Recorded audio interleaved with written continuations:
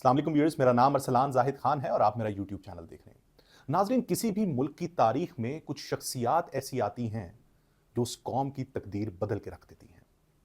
आज ऐसी ही शख्सियत का जिक्र हम इस वीडियो में करेंगे जिन्होंने हिंदुस्तान को आज पांचवीं बड़ी मईशत बनाने में एक अहम किरदार अदा किया।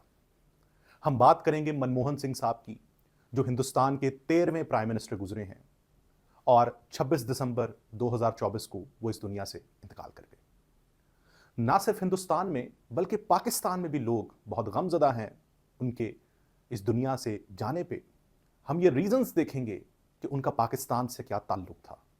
हम इस वीडियो में देखेंगे कि वो कहाँ पैदा हुए, उन्होंने क्या तालीम हासिल की, और सबसे अहम, जब वो फाइनेंस मिनिस्टर थे तो उन्होंने हिंदुस्तान की मईशत को कैसे खड़ा किया, और बाद में जब वो प्राइम मिनिस्टर बने तो वो अपने मुल्क में ऐसी क्या रिफॉर्म्स लाए, कैसे अपनी इकोनॉमी और पॉलिटिकल सिस्टम को उन्होंने लिबरलाइज किया, एक निचले तबके पर लोगों को फैसिलिटेट किया, उनके लिए आसानियां पैदा की। और ना सिर्फ ये, बल्कि उनकी खारजा पॉलिसी में हिंदुस्तान को कैसे एक इंटरनेशनल स्टैंडिंग मिली, और इससे भी बढ़कर अपने दौरे हुकूमत में हिंदुस्तान और पाकिस्तान के ताल्लुकात में बेहतरी लाने के लिए उन्होंने क्या क्या इक़दाम किए, और आखिर में हम देखेंगे कि वो क्या लेगेसी छोड़ के गए।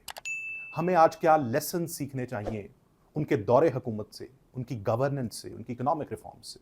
तो स्टार्ट करते हैं उनके पर्सनल प्रोफाइल से। मनमोहन सिंह साहब 26 सितंबर 1932 को गा नामी गांव, जिला चकवाल, मौजूदा पाकिस्तान में पैदा हुए। उनका पहला ताल्लुक पाकिस्तान से ये है कि उनकी पैदाइश इस सरजमीन पे हुई। उनके वालिद एक दुकानदार थे जो कपड़े का काम करते थे, और वो सिख फैमिली से बिलोंग करते थे। इन्होंने इब्तदाई तालीम अपनी चकवाल से हासिल की और 1947 में पार्टीशन के बाद ये हिंदुस्तान चले गए। वहां पर 1957 में इन्होंने इकोनॉमिक्स में बैचलर्स किया पंजाब यूनिवर्सिटी होशियारपुर से, और उसके बाद कैम्ब्रिज से इन्होंने इकोनॉमिक्स में मास्टर्स की तालीम हासिल की। इसके बाद 1982 में वो रिजर्व बैंक ऑफ इंडिया के गवर्नर मुकर्रर हुए, और उसके बाद 1991 में वो हिंदुस्तान के फाइनेंस मिनिस्टर मुकर्रर हुए। जब वो फाइनेंस मिनिस्टर मुकर्रर हुए तो हिंदुस्तान माशी तौर पर एक बहुत कमजोर मुल्क था। लोग गुर्बत से, अनएम्प्लॉयमेंट से और इन्फ्लेशन से बहुत तंग थे। तो इन्होंने 3-4 जो इकदामात किए जिससे इंडिया की इकोनॉमी दोबारा खड़ी हुई, उसमें पहला और मोस्ट इंपॉर्टेंट स्टेप ये था कि इन्होंने एक ड्रैकोनियन कानून खत्म किया जिसे कहते हैं लाइसेंस राज सिस्टम। लाइसेंस राज सिस्टम ये था कि हिंदुस्तान में किसी भी कारोबार को स्टार्ट करने के लिए बहुत से रेगुलेटरी प्रोसीजर्स से, लाइसेंसिंग रिक्वायरमेंट से गुजरना पड़ता था। एक आम आदमी के लिए बहुत मुश्किल था हिंदुस्तान में कारोबार करना। तो इन्होंने सबसे पहले इस लाइसेंस राज सिस्टम को खत्म करके एक बिजनेस एनवायरनमेंट को फैसिलिटेट किया। उसके बाद इन्होंने इंपोर्ट लाइसेंसेस खत्म किए। जो कंपनियां बाहर से इंपोर्ट करती थीं, चीजें इंपोर्ट करके फिनिश गुड्स बनाती थीं, उन तमाम इंडस्ट्रियल सेक्टर्स को फैसिलिटेट करने के लिए इन्होंने जो इंपोर्ट लाइसेंस रिक्वायर्ड थे वो खत्म किए। और इससे हुआ ये कि एक बड़े लेवल पर हिंदुस्तान में इंडस्ट्रीज ने रॉ मटेरियल इंपोर्ट करना शुरू किया। उस रॉ मटेरियल से उन्होंने फिनिश गुड्स प्रोड्यूस करके दुनिया को बेचना शुरू की। दूसरा, मनमोहन सिंह साहब टैक्सेशन स्ट्रक्चर में रिफॉर्म्स लेके आए। एक निचले लेवल तक इन्होंने रसाई दी रेवेन्यू अथॉरिटीज को कि वो एक आम आदमी तक जाकर टैक्स इकट्ठा कर सके। तीसरा, अपनी स्टेट ओन्ड इंटरप्राइजेस जो खसारे में जा रही थी उनको प्राइवेटाइज किया। दूसरे ममालिक से फॉरेन डायरेक्ट इन्वेस्टमेंट्स इंडिया में अट्रैक्ट करने के लिए इन्होंने हिंदुस्तान के डोमेस्टिक बिजनेस एनवायरनमेंट में मजीद फैसिलिटेशंस क्रिएट की, और उस पूरे दौर में हिंदुस्तान में रिकॉर्ड फॉरेन इन्वेस्टमेंट्स आई।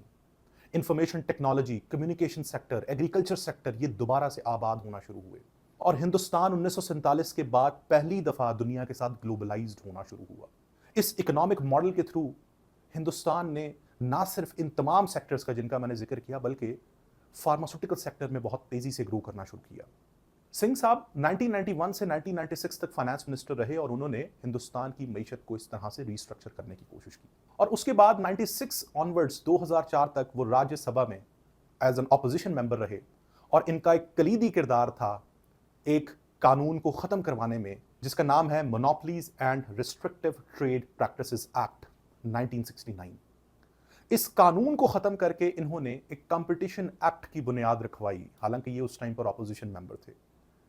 इस एक्ट के थ्रू हिंदुस्तान के अंदर बड़ी बड़ी मोनोपोलीज बन रही थी, बड़े बड़े ऑर्गेनाइजेशंस, बिजनेसेस वो फ्लरिश कर रहे थे। एक आम आदमी, एक आम बिजनेस के लिए वो फैसिलिटेशन एनवायरनमेंट मौजूद नहीं था। तो इन्होंने इस लॉ को ख़त्म करके कंपटीशन एक्ट इंट्रोड्यूस करवाया ताकि हिंदुस्तान में एक बड़े से बड़े कारोबार से लेकर छोटे से छोटे कारोबार तक इक्विटेबल बिजनेस अपॉर्चुनिटीज हो। जब ये प्राइम मिनिस्टर बने 2004 में, तो हिंदुस्तान में ये रेवोल्यूशनरी डेमोक्रेटिक चेंजेस लेके आए।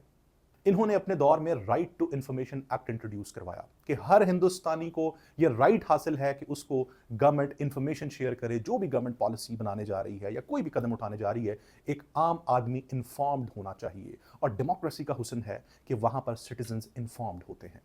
इसके साथ साथ इन्होंने right to education act introduce करवाया, जहां पर एक निचले सतह पर तालीमी निज़ाम को एक आम आदमी तक, उसके बच्चों तक पहुंचाया। इसके साथ साथ नेशनल रूरल हेल्थ मिशन और फूड सिक्योरिटी एक्ट जैसे इकदाम भी उठाए, जिसका मकसद था इंडिया के हेल्थ सेक्टर को रेवोल्यूशनाइज करना और हिंदुस्तान में बढ़ती हुई फूड इनसिक्योरिटी को कंट्रोल करना, ताकि एक आम आदमी तक इंश्योर किया जा सके कि वो हेल्दी फूड खा सके।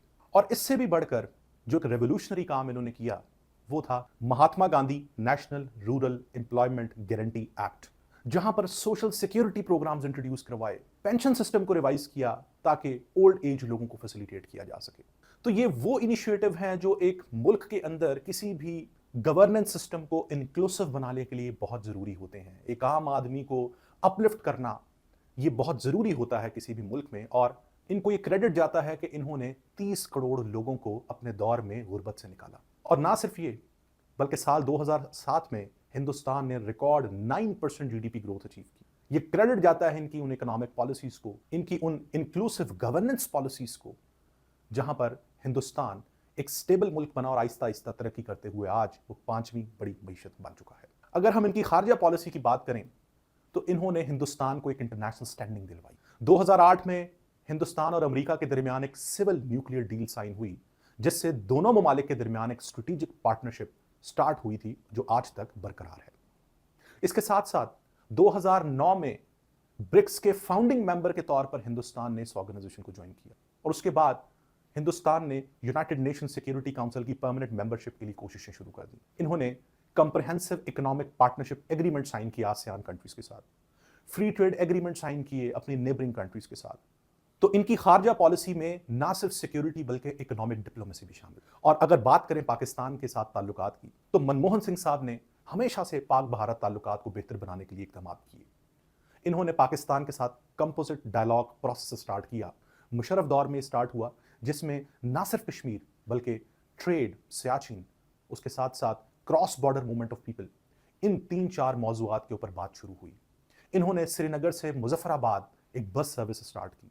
उसके साथ साथ हिंदुस्तान से पाकिस्तान एक ट्रेन सर्विस का आगाज हुआ। एलओसी के ऊपर ट्रेड रूट्स बनाने की बात हुई। तो ये प्रोग्रेसिव मेजर्स इन्होंने पाकिस्तान के साथ लेने की कोशिश की, लेकिन एक सेटबैक जो आया वो 2008 में मुंबई अटैक्स थे। मुंबई अटैक्स के बाद हिंदुस्तान और पाकिस्तान के दरमियान ताल्लुकात खराब हुए, लेकिन मनमोहन सिंह साहब ने पाकिस्तान के साथ बैक चैनल डिप्लोमेसी के थ्रू दोबारा से बात करना शुरू की। 2009 में शर्म अल शेख इजिप्ट में एक कॉन्फ्रेंस थी, वहां पर हिंदुस्तान और पाकिस्तान के दरमियान एक डेक्लेरेशन साइन हुई जिसे कहते हैं शर्म अल शेख डेक्लेरेशन 2009, जिसमें प्राइम मिनिस्टर यूसुफ रजा गिलानी और प्राइम मिनिस्टर मनमोहन सिंह इन्होंने आपस में एक एग्रीमेंट साइन किया कि दोनों ममालिक टेररिज्म को डीलिंक करेंगे, टेररिज्म को खत्म करने में एक बुनियादी किरदार अदा करेंगे और एक दूसरे के खिलाफ ऐसी कार्रवाइयों से गुरेज करेंगे। आखिर में हम बात करते हैं मनमोहन सिंह साहब क्या लेगेसी छोड़कर गए। सबसे बड़ी लेगेसी कि वो आर्किटेक्ट हैं इंडिया की मॉडर्न इकोनॉमी के। उन्होंने ऐसी स्ट्रक्चरल रिफॉर्म्स की हिंदुस्तान की इकोनॉमी में जो आज तक हिंदुस्तान को एक स्टेबल इकोनॉमी बनाने के अंदर एक बुनियादी किरदार रखती हैं। दूसरी लेगेसी गवर्नेंस एंड इंक्लूसिविटी। ऐसी गवर्नेंस रिफॉर्म्स लेके आए जिसमें हर तबके के लिए फैसिलिटेशन थी। एक निचले लेवल से लोगों को इन्होंने अपलिफ्ट करने की कोशिश की। तीसरी लेगेसी कि डिप्लोमेसी को एज अ टूल इस्तेमाल किया डेवलपमेंट के लिए। इन्होंने जो जो डिप्लोमेटिक मेजर्स लिए उसका मकसद था हिंदुस्तान की पॉलिटिकल और इकोनॉमिक डेवलपमेंट, जिसमें हिंदुस्तान का ब्रिक्स का हिस्सा बनना, ट्रेड एग्रीमेंट साइन करना, जिन्होंने हिंदुस्तान की मईशत को साबित कदम रखा। तो ये कंट्रीब्यूशन थी मनमोहन सिंह की हिंदुस्तान की इकोनॉमी, पॉलिटिकल सिस्टम और फॉरेन पॉलिसी के लिए, खास तौर पे इंडिया पाकिस्तान रिलेशंस को बेहतर बनाने के लिए। अगर आप ये वीडियो पाकिस्तान और हिंदुस्तान से देख रहे हैं तो आप किस तरह से मनमोहन सिंह साहब की पर्सनालिटी को, उनकी इकोनॉमिक रिफॉर्म्स और उनके पॉलिटिकल एजेंडाज को देखते हैं? क्या आप समझते हैं कि उनके दौर में हिंदुस्तान ने वाकई तरक्की की पाक भारत ताल्लुकात में किसी हद तक बेहतरी देखने को मिली, उससे बेहतर ताल्लुकात देखने को मिले जिस स्टेज पे दोनों ममालिक के ताल्लुकात आज खड़े हैं? क्या जो लेगेसी सिंह साहब छोड़कर गए हैं वो हम जैसे मुल्कों के लिए लेसन है जिससे हम अपने मुल्कों के अंदर बेहतरी ला सकें? कमेंट्स में अपना फीडबैक जरूर दीजिएगा। अगर आपको वीडियो पसंद आई तो सब्सक्राइब करना मत भूलिएगा। मैं इंशाल्लाह नेक्स्ट वीडियो में एक नई करंट इशू के साथ आपके सामने हाजिर होऊंगा। बहुत शुक्रिया।